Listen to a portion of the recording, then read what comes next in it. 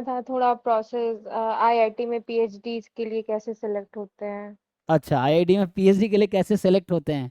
तो उसके लिए आपको या तो आईआईटी से एमएससी किया हुआ हो, 8+ सीजीपीए हो, तो कोई नेट गेट देने की ज़रूरत नहीं है, सीधा इंटरव्यू देना है और एडमिशन हो जाता है। पहला क्राइटेरिया ये है। जैसे किसी बच्चे ने आईआईटी से एमएससी किया है, किसी भी आईआईटी से, और वो किसी भी आईआईटी में पीएचडी करना चाहता है, उसका नेट गेट नहीं निकला, कोई दिक्कत नहीं है, लेकिन 8+ सीजीपीए होने चाहिए, तो सीधा इंटरव्यू दे के कर सकता है। दूसरा ऑप्शन है कि आप गेट निकालो, फिर गेट के थ्रू अप्लाई कर सकते हो। ये तरीका, नेट निकालो, नेट के थ्रू यस अप्लाई कर सकते हो। हाँ। सर, मैंने अभी 2024 में गेट दिया था। हम्म। उसमें मेरी सर ऑल इंडिया रैंक 40 के आसपास है। गुड। हाँ। अ, हाँ, तो अभी मैं एमएससी कर रही हूँ। अब मैं सोच रही हूँ आगे अगर पीएचडी में परस्यू करना चाहूँ आईआईटी से, तो फिर उसके लिए क्या प्रोसेस रहेगा? मतलब रिसर्च पेपर के बारे में मैंने सुना था, ऐसा क्या वो सब मतलब? अभी नहीं सोचना, रिसर्च पेपर बाद की चीज, पहले एडमिशन इंपॉर्टेंट है। एडमिशन के बाद रिसर्च हो नहीं, जाएगा। हाँ। वो सर बता रहे थे कि आईआईटी में सिर्फ गेट से नहीं होता, उसके लिए रिसर्च पेपर भी आपके पास होने चाहिए, तब आपको ये एडमिशन सब मिलता अफवाहें है। हैं। मैंने अभी पिछले साल 15-20 बच्चों का एडमिशन पीएचडी में कराया। मैं सबका नंबर भेज दूंगा, आप मुझे व्हाट्सअप करना। मैं उन सभी बच्चों का नंबर भेज दूंगा जिन्होंने बॉम्बे में, अभी कानपुर में, या भुवनेश्वर में, या रोपर में, या मंडी में, या फिर मतलब कई जगह एडमिशन डिफरेंट डिफरेंट जगह पे लोगों ने लिए हैं, आईआईएससी बैंगलोर में। किसी ने कोई रिसर्च का काम नहीं किया था।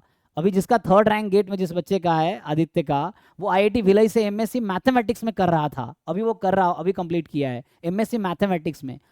कोई रिसर्च उसर्च नहीं है। वो एमएससी मैथ्स का बच्चा जैम स्टैट्स में, गेट स्टैट्स में थर्ड रैंक ले आया, और वो आईआईएससी बैंगलोर में उसको पीएचडी मिला है, डेटा साइंस में मिला था। आईआईटी बॉम्बे में एमएससी स्टैट्स मिला, कानपुर में मिला। मतलब उसने जहाँ भी इंटरव्यू दिया हर जगह सिलेक्शन हुआ, तो वो आईआईटी कानपुर में पीएचडी स्टैट्स ज्वाइन किया है। ठीक है।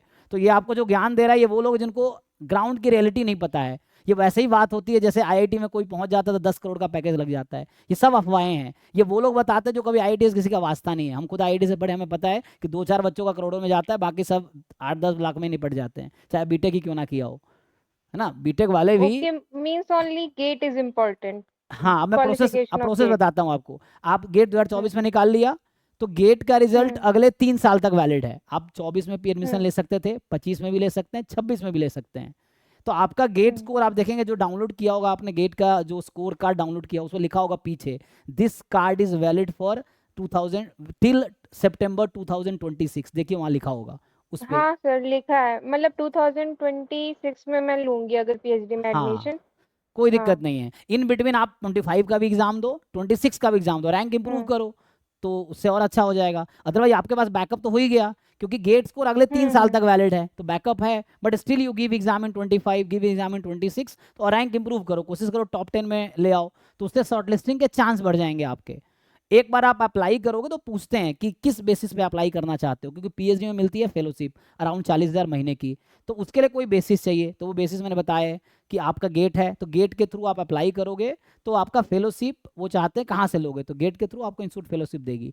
तो उसके बाद अप्लाई करोगे, जब आप अप्लाई कर लोगे, तो पहले वो जितने एप्लीकेशन आते हैं वो आपका रिज्यूम देखते हैं कि एमएससी में कैसा है, बीएससी कैसा है, गेट स्कोर कैसा है, गेट रैंक कैसा है, उसके बेसिस वो शॉर्टलिस्ट करते हैं रिटर्न के लिए। तो इसके बाद आपका रिटर्न टेस्ट होगा, इंस्टीट्यूट में जाएंगे, रिटर्न टेस्ट होगा सुबह।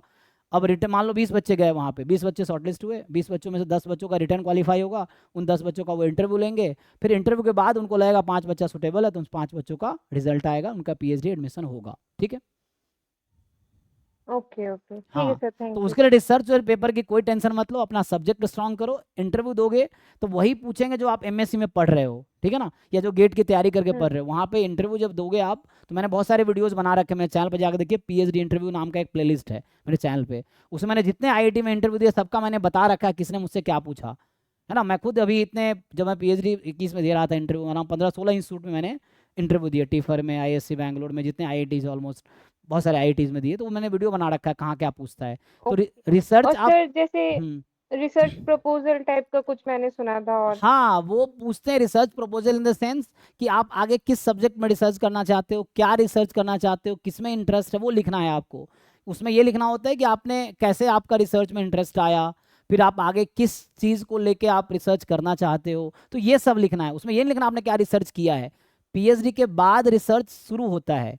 मतलब आप पहले कर लेते हो, oh, it's well and good, but they don't expect कि आप रिसर्च करके पीएचडी में आओगे। ओके, ओके, हाँ, तो वो ठीक है। एमएससी में आपके पास ऑप्शन आएगा एमएससी में प्रोजेक्ट करने का, तो आप जिन प्रोफेसर के अंडर प्रोजेक्ट करोगे वहाँ आप रिसर्च पेपर भी लिख सकते हो उनके साथ, तो उसमें कोई दिक्कत नहीं है। But it's not essential criteria. Essential criteria है कि आपका एमएससी में अच्छे मार्क्स हो तो और अच्छी बात है, गेट में अच्छा रैंक हो तो और अच्छी बात है, आपका नॉलेज बहुत अच्छा हो तो वो इंटरव्यू में हेल्प करेगा, वरना बहुत सारे अच्छे रैंक वाले बच्चों का भी एडमिशन नहीं होता है, जब वो इंटरव्यू में अच्छा परफॉर्म नहीं करेंगे तो सेलेक्ट ही नहीं करेंगे आपको, ये चीज़ है। Okay, okay sir, thank you. Thank you. तो ये है।